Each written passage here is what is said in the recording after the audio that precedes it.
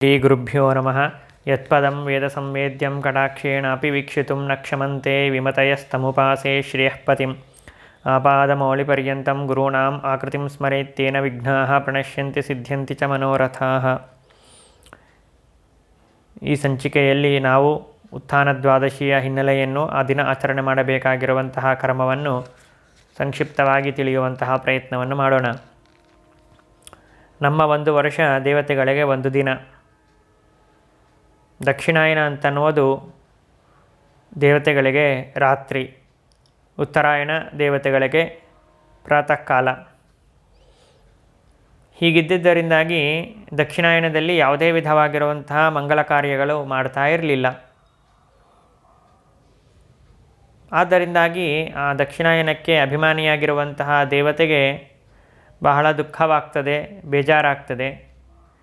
ದೇವರನ್ನೇ ಕೇಳೋಣ ಅಂತನೋ ಅಭಿಪ್ರಾಯದಿಂದ ಹೊರಡುತ್ತಾಳೆ. ಶುಕ್ಲಾಂಬರಧರಾ ನಾರಿ ಶ್ಯಾಮಾ ಪರಶುಧಾರಿಣಿ ಸಾಷ್ಟಾಂಗಂ ಪ್ರಣಿಪತ್ಯಾಹ ರಾತ್ರಿಸ್ತ್ವಾಂ ಪ್ರಾರ್ಥಯಾಮ್ಯಹಂ.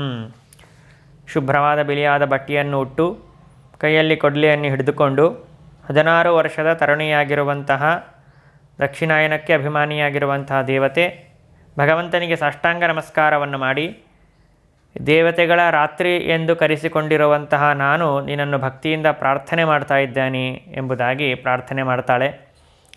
ನಹಿ ಯಾಮ್ಯಾಯನೇ ಕಿಂಚಿತ್ ವಿವಾಹೋಪನಯಾದಿಕಂ ಶುಭಂ ಕರ್ಮ ಪ್ರಕುರುತೆ ತಥೋಹಂ ನಿಂದಿತಾ ಜನೈಃ ವೃಥಾ ಮೇ ಜೀವನಂ ಸ್ವಾಮಿನ್ ಯತ್ಸರ್ವೈಃ ಗರ್ಹಿತಾಸ್ಮ್ಯಹಂ ಯದಿ ತ್ವಂ ಅನುಗೃಹಾಸಿ ತರ್ಹಿ ಜೀವಾಮಿ ನಾನ್ಯಥಾ.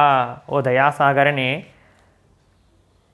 ದಕ್ಷಿಣಾಯನದಲ್ಲಿ ಮದುವೆ, ಮುಂಜಿವೆ ಮೊದಲಾಗಿರುವಂತಹ ಯಾವುದೇ ಮಂಗಳ ಕಾರ್ಯಗಳನ್ನು ಮಾಡಬಾರದು ಎಂಬುದಾಗಿ ನೀನು ನಿಯಮವನ್ನು ಮಾಡಿರುವಿ. ಆದ್ದರಿಂದ ಎಲ್ಲರೂ ಕೂಡ ನನ್ನನ್ನು ನಿಂದೆ ಮಾಡ್ತಾ ಇದ್ದಾರೆ, ಪರಿತ್ಯಾಗ ಮಾಡ್ತಾ ಇದ್ದಾರೆ. ನನ್ನ ಜನ್ಮವೇ ವ್ಯರ್ಥವಾಗಿದೆ. ನೀನು ಅನುಗ್ರಹ ಮಾಡಿದರೆ ಮಾತ್ರ ನಾನು ಬದುಕುತ್ತೇನೆ, ಇಲ್ಲವಾದರೆ ನನಗೆ ಈ ಜೀವನವೇ ಬೇಡ ಎಂಬುದಾಗಿ ತನ್ನ ದುಃಖವನ್ನು ಹೇಳಿಕೊಳ್ತಾಳೆ. ಆಗ ಪರಮಾತ್ಮ ಅನುಗ್ರಹವನ್ನು ಮಾಡ್ತಾನೆ. ತತಃ ಪ್ರಸನ್ನ ಹೃದಯ ತಸ್ಯೈ ಪ್ರಾದಾಂ ವರೋತ್ತಮಂ ಪ್ರಿಯಾ ಮೇತೆ ತ್ರಯೋ ಯಾಮಾಹ ತತ್ರಾದ್ಯೌ ದ್ವೌ ಮಹಾಪ್ರಿಯೌ ಸ್ಯಾತಾಂ ತತ್ರ ಕೃತಂ ಕರ್ಮ ಜಪದಾನವ್ರತಾದಿಕಂ ಅನಂತಗುಣಮೇವ ಸ್ಯಾತ್ ಅಷ್ಟಮಾಸ ಕೃತಾದಪಿ ಎಂಬುದಾಗಿ ಹೇಳಿದ ಭಗವಂತ. ಇದರ ತಾತ್ಪರ್ಯ ಏನು ಅಂತಂದರೆ, ದಕ್ಷಿಣಾಯನದ ರಾತ್ರಿಯ 3 ಯಾಮಗಳು ನನಗೆ ಬಹಳ ಪ್ರಿಯವಾಗಿವೆ ಎಂಬುದಾಗಿ ಭಗವಂತ ಹೇಳಿದ. ಆ ದಕ್ಷಿಣಾಯನದ 3 ಯಾಮಗಳು ನನಗೆ ಬಹಳ ಪ್ರಿಯವಾಗಿವೆ ಎಂಬುದಾಗಿ ಹೇಳಿ, ಅದರಲ್ಲಿಯೂ ಕೂಡ 2 ಯಾಮಗಳು ಇನ್ನೂ ಶ್ರೇಷ್ಠವಾಗಿವೆ. ಆ 2 ಯಾಮಗಳಲ್ಲಿ ಮಾಡಿರುವಂತಹ ಜಪ, ದಾನ, ವ್ರತಗಳು ಇವು ಎಲ್ಲವುಗಳೂ ಕೂಡ ಅನಂತವಾಗಿರುವಂತಹ ಫಲಗಳನ್ನು ಕೊಡುತ್ತವೆ. ವರ್ಷದಲ್ಲಿ ಬರುವಂತಹ ಉಳಿದ 8 ಮಾಸಗಳಲ್ಲಿ ಸಂಪಾದನೆ ಮಾಡುವಂತಹ ಏನು ಪುಣ್ಯ ಇದೆಯಲ್ಲ, ಆ ಪುಣ್ಯಕ್ಕಿಂತಲೂ ಕೂಡ ಅಧಿಕವಾಗಿರುವಂತಹ ಪುಣ್ಯ ಇದರಿಂದ ಪ್ರಾಪ್ತವಾಗುತ್ತದೆ. ಮೊದಲನೇ 3 ಯಾಮಗಳು ಅಂತಂದರೆ ಯಾವುದಪ್ಪ ಅದು ಅಂತಂದರೆ ಅದನ್ನು ಹೇಳ್ತಾರೆ. ಆದ್ಯ ಸ್ಯಾತ್ ಶ್ರಾವಣೋ ಮಾಸಃ ನಭಸ್ಯೋಥ ದ್ವಿತೀಯಕಃ ತೃತೀಯಶ್ಚಾಶ್ವಿನೋ ಮಾಸಃ ಚತುರ್ಥಃ ಕಾರ್ತಿಕ ಸ್ಮೃತಃ. ಚಾತುರ್ಮಾಸ್ಯದಲ್ಲಿ ಮೊದಲನೆಯದು ಶ್ರಾವಣ ಮಾಸ, ಎರಡನೆಯದು ಭಾದ್ರಪದ ಮಾಸ, ಮೂರನೆಯದು ಆಶ್ವಿನ ಮಾಸ, ನಾಲ್ಕನೆಯದು ಕಾರ್ತಿಕ ಮಾಸ. ಈ 4 ಮಾಸಗಳಲ್ಲೂ ಕೂಡ ತಾರತಮ್ಯವಿದೆ. ಚಾತುರ್ಮಾಸ್ಯೇಪಿ ಪುಣ್ಯಸ್ಯ ವೃದ್ಧಿ ಸ್ಯಾಚ್ಚ ದಿನೇ ದಿನೇ ನ ಕಾರ್ತಿಕ ಸಮಾವೃದ್ಧಿ ಪುಣ್ಯಸ್ಯೋಕ್ತ ಮನೀಷಿಭಿಃ. ಈ 4 ಮಾಸಗಳಲ್ಲಿಯೂ ಕೂಡ ಹಿಂದಿನ ಮಾಸಗಳಿಗಿಂತ ಮುಂದಿನ ಮಾಸಗಳು ಅತ್ಯಂತ ಪುಣ್ಯಕರಗಳಾಗಿವೆ ಎಂಬುದಾಗಿ ತಿಳಿಯಬೇಕು. ಅಂದರೆ ಮೊದಲನೆಯದು ಶ್ರಾವಣ ಮಾಸ. ಅಂದರೆ ಶ್ರಾವಣ ಮಾಸಕ್ಕಿಂತಲೂ ಕೂಡ ಭಾದ್ರಪದ ಮಾಸ ಹೆಚ್ಚು ಪುಣ್ಯಪ್ರದ. ಭಾದ್ರಪದಕ್ಕಿಂತಲೂ ಕೂಡ ಆಶ್ವಿನ ಮಾಸ. ಆಶ್ವಿನಕ್ಕಿಂತಲೂ ಕೂಡ ಹೆಚ್ಚಿನ ಪುಣ್ಯವನ್ನು ಕೊಡುವಂತಹ ಮಾಸ ಕಾರ್ತಿಕ ಮಾಸ. ಆದ್ದರಿಂದಲೇ ಕಾರ್ತಿಕ ಮಾಸಕ್ಕೆ ಸಮಾನವಾಗಿರುವಂತಹ ಮಾಸ ಮತ್ತೊಂದು ಇಲ್ಲ. ಈ ಕಾರ್ತಿಕ ಮಾಸದಲ್ಲೂ ಕೂಡ ಉತ್ಥಾನ ದ್ವಾದಶಿ ಅಂತನ್ನೋದು ಅತ್ಯಂತ ಶ್ರೇಷ್ಠವಾಗಿದೆ. ಇಂತಹ ಪರ್ವಕಾಲ ಅಂತನ್ನೋದು ಸಮಗ್ರವಾದ ವರ್ಷದಲ್ಲಿ ಮತ್ತೊಂದಿರಲಿಕ್ಕೆ ಸಾಧ್ಯವಿಲ್ಲ ಎಂಬುದಾಗಿ ಭಗವಂತ ಹೇಳಿದ. ಹೀಗೆ ದಕ್ಷಿಣಾಯನಕ್ಕೆ ಅಭಿಮಾನಿಯಾಗಿರುವಂತಹ ದೇವತೆಗೆ ಭಗವಂತ ಅನುಗ್ರಹವನ್ನು ಮಾಡ್ತಾನೆ. ಅನುಗ್ರಹ ಮಾಡಿದ ದಿನದಿಂದ ಆರಂಭ ಮಾಡಿಕೊಂಡು ಚಾತುರ್ಮಾಸ್ಯದ ಈ ಸಂದರ್ಭದಲ್ಲಿ ಪ್ರತಿಯೊಬ್ಬರೂ ಕೂಡ ವಿಶೇಷವಾಗಿರತಕ್ಕಂತಹ ವ್ರತ ಆಚರಣೆಗಳನ್ನು ಮಾಡಿ ತಮ್ಮ ಸಾಧನೆಯನ್ನು ಮಾಡಿಕೊಳ್ಳಲು ಆರಂಭಿಸಿದರು ಎಂಬುದಾಗಿ ತಿಳಿಯಬೇಕು. ಚಾತುರ್ಮಾಸ್ಯ ಮುಗಿಯುವಂತಹ ದಿನ, ಚಾತುರ್ಮಾಸ್ಯದ ಕೊನೆಯ ದಿನ ಅಂತನ್ನೋದೇ ಉತ್ಥಾನ ದ್ವಾದಶಿ. ಈ ದಿನ ಅಂತನ್ನೋದು ಎಲ್ಲ ದಿನಗಳಿಗಿಂತಲೂ ಕೂಡ ಅತ್ಯಂತ ಫಲಪ್ರದವಾಗಿದೆ. ಆದ್ದರಿಂದ ಪ್ರಯತ್ನಪೂರ್ವಕವಾಗಿ ಚಾತುರ್ಮಾಸ್ಯದಲ್ಲಿ ಮಾಡಬೇಕು ಅಂತ ಸಂಕಲ್ಪ ಮಾಡಿರ್ತೀವಿ. ಆದರೆ ಅನಿವಾರ್ಯ ಕಾರಣಗಳಿಂದ ಕೆಲವು ವ್ರತಗಳಾಗಲಿ ಕೆಲವು ದಾನಗಳಾಗಲಿ ಮಾಡಲಿಕ್ಕಾಗಿರೋದೇ ಇಲ್ಲ. ಅಂತಹ ಸಂದರ್ಭದಲ್ಲಿ ಸಾಧ್ಯವಾಗದ ಪಕ್ಷದಲ್ಲಿ ಏನೆಲ್ಲ ದಾನಗಳನ್ನು ವ್ರತಗಳನ್ನು ಈ ದಿನ ಆಚರಣೆ ಮಾಡುವುದರಿಂದಾಗಿ ಫಲ ಸಿಗ್ತದೆ ಎಂಬುದಾಗಿ ಹೇಳ್ತಾರೆ. ಸಮಸ್ತೈ ವಿಬುಧೈ ಸ್ತುತ್ಯ ಯೋಗನಿದ್ರಾಮುಪೇಯಿವಾನ್ ಸಮಸ್ತ ಮಂಗಲಾನಾಂಚ ದೇವತಾಚ ಜನಾರ್ದನ. ಎಲ್ಲ ದೇವತೆಗಳಿಂದ ಸ್ತುತ್ಯನಾಗಿರುವಂತಹ ಭಗವಂತ ಈ ಚಾತುರ್ಮಾಸ್ಯ ಕಾಲದಲ್ಲಿ ಯೋಗನಿದ್ರೆಯನ್ನು ಮಾಡ್ತಾನೆ. ಭಗವಂತ ಸಮಸ್ತ ಮಂಗಳಗಳ ಸ್ವರೂಪನಾಗಿದ್ದಾನೆ. ಉತ್ಥಾನ ದ್ವಾದಶಿಯ ದಿನ ಭಗವಂತ ನಿದ್ದೆಯಿಂದ ಎದ್ದೇಳ್ತಾನೆ. ಆಷಾಢ ಮಾಸದ ಶುಕ್ಲ ಪಕ್ಷದ ಏಕಾದಶಿಯನ್ನು ಶಯನೇಕಾದಶಿ ಎಂಬುದಾಗಿ ಕರೆದಿದ್ದಾರೆ. ಅಂದಿನ ದಿನ ನಾವೇನು ಮಾಡಬೇಕು ಅಂತಂದರೆ ಪರಮಾತ್ಮನನ್ನು ತೊಟ್ಟಲಿನಲ್ಲಿ ಹಾಕಿ ಸಂಗೀತವನ್ನು ಹೇಳ್ತಾ ಮಲಗಿಸ್ಬೇಕಂತೆ. ಉತ್ಥಾನ ದ್ವಾದಶಿ ದಿನ ಅವನನ್ನು ಎಬ್ಬಿಸಬೇಕು ಎಂಬುದಾಗಿ ಹೇಳುತ್ತಾರೆ. ಇನ್ನು ಆಷಾಢ ಮಾಸದ ಶುಕ್ಲ ಪಕ್ಷದ ಏಕಾದಶಿ ದಿನ ಭಗವಂತ ಎಡಮಗ್ಗಲಿನಲ್ಲಿ ಮಲಗುತ್ತಾನೆಂತೆ. ಭಾದ್ರಪದ ಮಾಸದ ಶುಕ್ಲ ಪಕ್ಷದ ಏಕಾದಶಿ ದಿನ ಬಲಮಗ್ಗಲಕ್ಕೆ ಹೊರಳುತ್ತಾನೆ. ಕಾರ್ತಿಕ ಮಾಸದ ಶುಕ್ಲ ಪಕ್ಷದ ಏಕಾದಶಿ ದಿನ ಎಚ್ಚರಗೊಳ್ಳುತ್ತಾನೆ. ದ್ವಾದಶಿ ದಿನ ಎದ್ದೇಳುತ್ತಾನೆ ಎಂಬುದಾಗಿ ಚಿಂತನೆಯನ್ನು ಮಾಡಬೇಕು. ಹೀಗೆ ಇಂಥ ಭಗವಂತನಿಗೆ, ಎಚ್ಚರಗೊಂಡಿರತಕ್ಕಂತಹ ಭಗವಂತನಿಗೆ ತುಳಸಿ ಸ್ವರೂಪಳಾಗಿರತಕ್ಕಂತಹ ಮಹಾಲಕ್ಷ್ಮಿಯ ಜೊತೆಗೆ ವಿವಾಹವನ್ನು ಮಾಡಬೇಕು. ಮಾಡುವುದರಿಂದಾಗಿ ನಾವು ಕೃತಕೃತ್ಯರಾಗ್ತೇವೆ ಎಂಬುದಾಗಿ ಪುರಾಣ ತಿಳಿಸಿಕೊಡುತ್ತದೆ. ಈ ದ್ವಾದಶಿಗೇನೆ ಉತ್ಥಾನ ದ್ವಾದಶಿ ಎಂಬುದಾಗಿ ಹೆಸರು. ಭಗವಂತ ನಿದ್ದೆಯಿಂದ ಎಚ್ಚರಗೊಳ್ಳುವಂತಹ ಒಂದು ದಿನ ಆದ್ದರಿಂದಾಗಿ ಉತ್ಥಾನ ದ್ವಾದಶಿ ಎಂಬುದಾಗಿ ಹೆಸರು ಬಂತು. ಉತ್ಥಾನ ದ್ವಾದಶಿ ಎಂಬ ಹೆಸರಿರುವಂತೆ ಕ್ಷೀರಾಬ್ಧಿ ವ್ರತ, ತುಳಸಿ ವಿವಾಹ, ತುಳಸಿ ಮದುವೆ, ಪ್ರಬೋಧೋತ್ಸವ, ಕಾರ್ತಿಕೋತ್ಸವ ಇವೇ ಮೊದಲಾಗಿರತಕ್ಕಂತಹ ಅನೇಕ ಹೆಸರುಗಳು ಕೂಡ ಈ ಒಂದು ದಿನಕ್ಕೆ ಇವೆ. ಉತ್ಥಾನ ದ್ವಾದಶಿಯ ದಿನ ಸಾಯಂಕಾಲದಲ್ಲಿ ಸೂರ್ಯಾಸ್ತವಾಗೋದಕ್ಕಿಂತ ಮೊದಲಿಗೆ ಸುಮಾರು 4:15 ಗಂಟೆಗೆ ಮನೆಯ ಹೊರಗಡೆ ಇರುವಂತಹ ತುಳಸಿ ಕಟ್ಟಿಯ ಸನ್ನಿಧಾನದಲ್ಲಿ ಭಗವಂತನಿಗೆ ಕ್ಷೀರಾಭಿಷೇಕವನ್ನು ಮಾಡಿ ನಿದ್ದೆಯಿಂದ ಎಬ್ಬಿಸಬೇಕು. ಕ್ಷೀರ ಸಮುದ್ರದಲ್ಲಿ ಮಲಗಿರತಕ್ಕಂತಹ ಭಗವಂತ ಕ್ಷೀರಾಭಿಷೇಕದ ಅನಂತರ ಎದ್ದಿದ್ದಾನೆ ಎಂಬುದಾಗಿ ಚಿಂತನೆ ಮಾಡಿ ವೈಭವೋಪೇತವಾಗಿರತಕ್ಕಂಥ ಪೂಜೆಯನ್ನು ಕೂಡ ಆ ದಿನ ಆಚರಿಸಬೇಕು. ಹೀಗೆ ಕ್ಷೀರ ಸಮುದ್ರದಲ್ಲಿ ಮಲಗಿರತಕ್ಕಂಥ ಭಗವಂತನನ್ನು ಎಬ್ಬಿಸುವಂತಹ ದ್ವಾದಶಿ ಉತ್ಥಾನ ದ್ವಾದಶಿ ಎಂಬುದಾಗಿ ಕರೆಸಿಕೊಳ್ಳುತ್ತದೆ.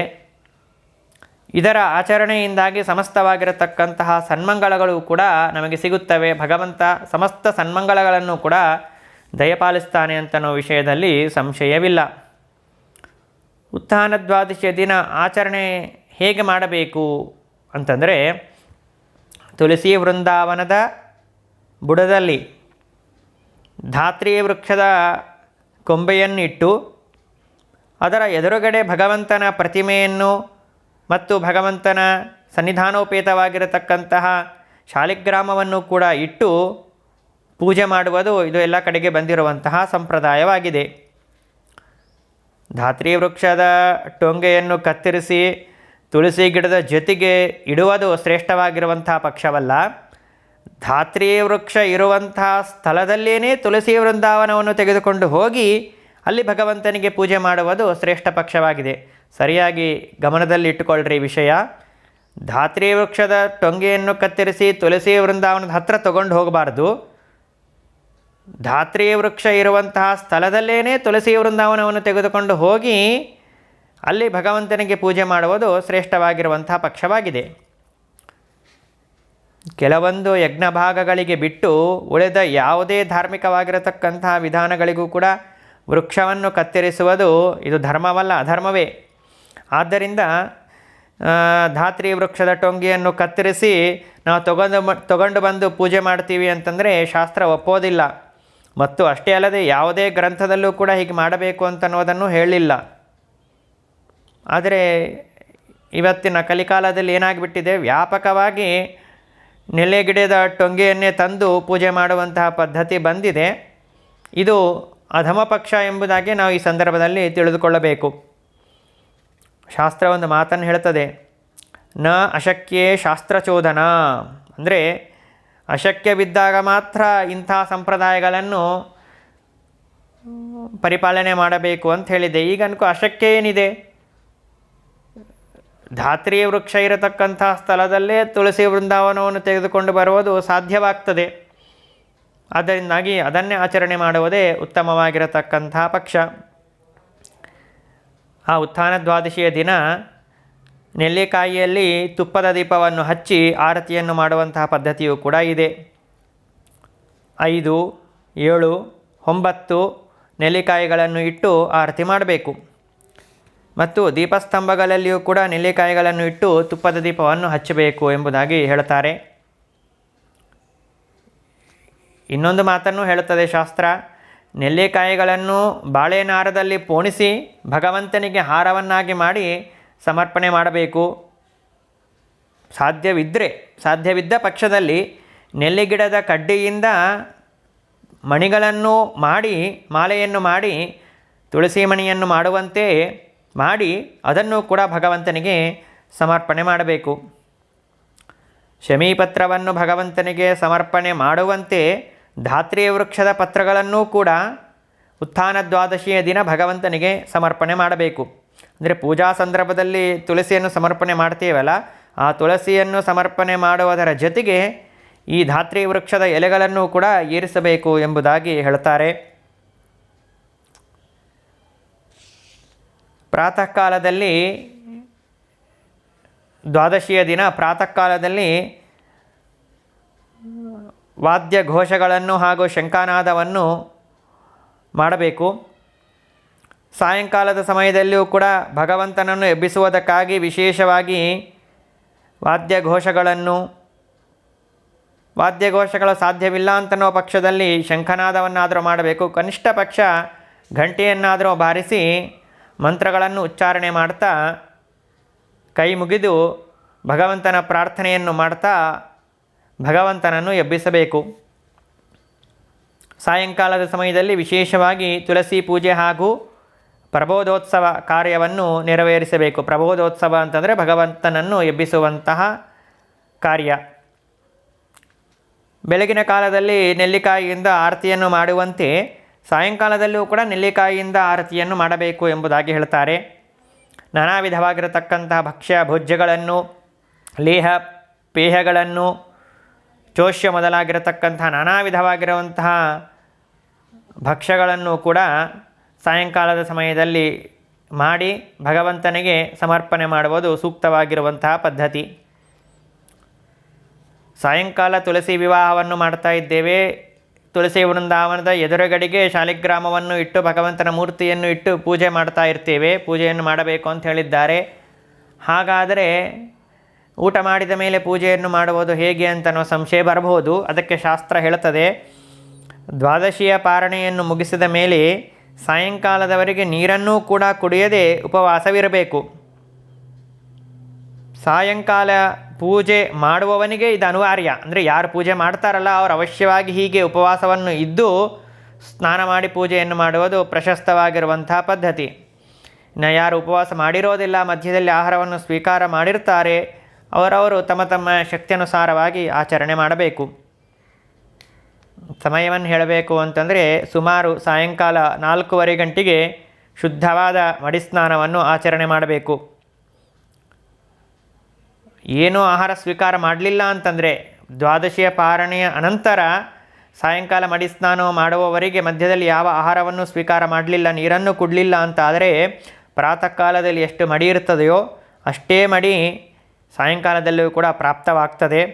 ಆದ್ದರಿಂದ ಶುಭ್ರವಾಗಿರುವಂತಹ ಭಾವನೆಯಿಂದ ಯಾವುದೇ ವಿಧವಾಗಿರುವಂತಹ ಸಂಕೋಚವನ್ನು ಮಾಡಿಕೊಳ್ಳದೆ ಈ ಪ್ರಬೋಧೋತ್ಸವ ಮೊದಲಾಗಿರತಕ್ಕಂತಹ ಆಚರಣೆಯನ್ನು ಮಾಡಬೇಕು. ಎಲ್ಲ ಪ್ರತಿಮೆಗಳನ್ನು ಪೂಜೆಯನ್ನು ಮಾಡುವುದು ಕಷ್ಟ ಅಂತ ಅನಿಸಿದಾಗ ಒಂದು ಕೃಷ್ಣನ ಪ್ರತಿಮೆ, ಒಂದು ಶಾಲಿಗ್ರಾಮ, 2 ಚಕ್ರಾಂಕಿತ, 1 ವಿಷ್ಣುಪಾದ ಇವುಗಳನ್ನು ತುಳಸಿ ವೃಂದಾವನದ ಹತ್ತಿರ ತೆಗೆದುಕೊಂಡು ಬಂದು ಇಟ್ಟು ಪೂಜೆಯನ್ನು ಮಾಡಬೇಕು ಎಂಬುದಾಗಿಯೂ ಕೂಡ ಹೇಳುತ್ತಾರೆ. ಮೊದಲು ಕ್ಷೀರಾಭಿಷೇಕವನ್ನು ಮಾಡಬೇಕು, ಅನಂತರ ಈ ಒಂದು ಪ್ರಬೋಧೋತ್ಸವ ಕಾರ್ಯಕ್ರಮವನ್ನು ಎಲ್ಲವನ್ನೂ ಕೂಡ ಮಾಡಿ ಸೂರ್ಯಾಸ್ತ ಕಾಲಕ್ಕೆ ಸಂಧ್ಯಾವಂದನೆಯನ್ನು ಮಾಡಬೇಕು ಅಂತ ಹೇಳ್ತಾರೆ. ಸೂರ್ಯಾಸ್ತದ ಅನಂತರ ಪ್ರಬೋಧೋತ್ಸವವನ್ನು ಏನು ಉತ್ಸವವನ್ನು ಮಾಡ್ತೀವಲ್ಲ ಈ ಉತ್ಸವವನ್ನು ಮಾಡುವುದು ಶ್ರೇಷ್ಠವಲ್ಲ. ಈ ಉತ್ಥಾನ ದ್ವಾದಶಿಯ ದಿನ ದೀಪದಾನವನ್ನು ಮಾಡಬೇಕು ಅಂತ ಹೇಳಿದ್ದಾರೆ. ಗುರುಗಳಿಗೆ ಗೋದಾನವನ್ನು ಮಾಡಬೇಕು ಎಂಬುದಾಗಿ ಹೇಳಿದ್ದಾರೆ. ಗುರೋಹೋ ಗೋ ಮಿಥುನಂ ದತ್ವಾ ದ್ವಾದಶ್ಯಾಂ ಭೋಜಯೇದ್ವಿಜಾನ್ ಆಸಾಯಾಹ್ನಂ ಪುರಾಣಾದ್ಯೈಃ ಅಹಶೇಷಂ ನಯೇದ್ಬುಧಃ. ಗುರುಗಳಿಗೆ ಹಸು ಮತ್ತು ಎತ್ತುಗಳನ್ನು ದಾನವನ್ನು ಮಾಡಬೇಕು. ಬ್ರಾಹ್ಮಣರಿಗೆ ಭೋಜನವನ್ನು ಮಾಡಿಸುವುದರಿಂದಲೂ ಕೂಡ ಗೋದಾನ ಮಾಡಿದ ಪುಣ್ಯ ಅಂತನ್ನೋದು ಬರ್ತದೆ. ಸಾಯಂಕಾಲದವರೆಗೂ ಕೂಡ ಪುರಾಣ ಕಥೆಯನ್ನು ಕೇಳಬೇಕು ಅಂತ ಹೇಳಿದ್ದಾರೆ. ಗೋಧೂಲಿ ಮುಹೂರ್ತಕ್ಕೆ ತುಳಸಿ ವಿವಾಹವನ್ನು ಮಾಡಬೇಕು. ಸೂರ್ಯಾಸ್ತವಾಗೋದ್ರೊಳಗೆ ಎಲ್ಲವನ್ನು ಕೂಡ ಮಾಡಬೇಕು ಅಂತನ್ನೋದನ್ನು ಎಚ್ಚರದಲ್ಲಿ ಇಟ್ಟುಕೊಳ್ಳಬೇಕು. ನಾನಾ ವಿಧವಾಗಿರತಕ್ಕಂತಹ ಅಲಂಕಾರ ವಸ್ತುಗಳಿಂದಾಗಿ ಮಂಟಪವನ್ನು ಅಲಂಕರಿಸಬೇಕು. ಕ್ಷೀರ ಸಮುದ್ರಶಾಹಿಯಾಗಿರುವಂತಹ ಭಗವಂತನಿಗೆ ಭಕ್ತಿಯಿಂದ ಪೂಜೆಯನ್ನು ಮಾಡಬೇಕು. ಭಗವನ್ ನಾಮ ಸಂಕೀರ್ತನೆಯನ್ನು ಮಾಡಬೇಕು. ಸಮಸ್ತ ರಾಜೋಪಚಾರಗಳನ್ನು ಕೂಡ ಸಮರ್ಪಣೆ ಮಾಡಬೇಕು. ಭಗವಂತನಿಗೆ ಆ ಸಂದರ್ಭದಲ್ಲಿ ಅರ್ಘ್ಯವನ್ನು ಕೂಡ ಕೊಡಬೇಕು. ಸಾಷ್ಟಾಂಗ ನಮಸ್ಕಾರವನ್ನು ಮಾಡಿ ಪ್ರಾರ್ಥನೆಯನ್ನು ಮಾಡಿ ಲಕ್ಷ್ಮೀ ಸ್ವರೂಪಳಾಗಿರತಕ್ಕಂಥ ತುಳಸಿಯ ಜೊತೆಗೆ ವಿವಾಹವನ್ನು ಮಾಡಿಕೊಡಬೇಕು ಎಂಬುದಾಗಿ ತಿಳಿಸಿಕೊಟ್ಟಿದ್ದಾರೆ. ಹೀಗೆ ಉತ್ಥಾನ ದ್ವಾದಶಿಯ ದಿನ ತುಳಸಿಯ ಜೊತೆಗೆ ಪರಮಾತ್ಮನ ವಿವಾಹವನ್ನು ಬ್ರಾಹ್ಮಣರನ್ನು ಪುರೋಹಿತರನ್ನು ಕರೆದು ಅವರ ಸಮಕ್ಷಮದಲ್ಲಿ ವೇದಮಂತ್ರಗಳನ್ನು ಉಚ್ಚಾರಣೆ ಮಾಡ್ತಾ ವಿವಾಹವನ್ನು ಮಾಡಬೇಕು ಎಂಬುದಾಗಿ ಹೇಳಿದ್ದಾರೆ. ಹೀಗೆ ಮಾಡುವುದರಿಂದಾಗಿ ಕೋಟಿ ಕನ್ಯಾದಾನವನ್ನು ಮಾಡಿದರೆ ಯಾವ ಪುಣ್ಯ ಬರಬೇಕೋ ಆ ಪುಣ್ಯ ಅಂತನ್ನೋದು ಬರುತ್ತದೆ ಎಂಬುದಾಗಿ ತಿಳಿಸಿಕೊಡ್ತಾರೆ. ಸಂಕ್ಷಿಪ್ತವಾಗಿ ಯಥಾಶಕ್ತಿ ಯಥಾಮತಿ ಉತ್ಥಾನ ದ್ವಾದಶಿಯ ದಿನ ಆಚರಣೆ ಮಾಡಬೇಕಾಗಿರುವಂತಹ ಕರ್ಮದ ಬಗ್ಗೆ ಅದರ ಹಿನ್ನೆಲೆಯನ್ನು ತಿಳಿದಿದ್ದೇವೆ. ಮುಂದಿನ ಸಂಚಿಕೆಯಲ್ಲಿ ತುಳಸಿ ಯಾರು, ತುಳಸಿಗೆ ಇಷ್ಟು ಮಹತ್ವ ಹೇಗೆ ಬಂದಿದೆ, ಅಲ್ಲಿರುವಂತಹ ದೇವತೆಗಳ ಸನ್ನಿಧಾನ ಎಷ್ಟು ಅಂತನ್ನೋದರ ಬಗ್ಗೆ ಚಿಂತನೆಯನ್ನು ಮಾಡೋಣ. ಈ ಸಂಚಿಕೆಯನ್ನು ಅಸ್ಮದ್ಗುರುವಂತರ್ಗತ ಭಾರತೀಯ ರಮಣ ಮುಖ್ಯ ಪ್ರಾಣಾಂತರ್ಗತ ಅಂಬೃಣೀಪತಿಯಾಗಿರುವಂತಹ ವೇದವ್ಯಾಸ ದೇವರಲ್ಲಿ ಸಮರ್ಪಣೆ ಮಾಡ್ತಾ ಮಧ್ವೇಶಾರ್ಪಣಮಸ್ತು. ಶ್ರೀಕೃಷ್ಣಾರ್ಪಣಮಸ್ತು.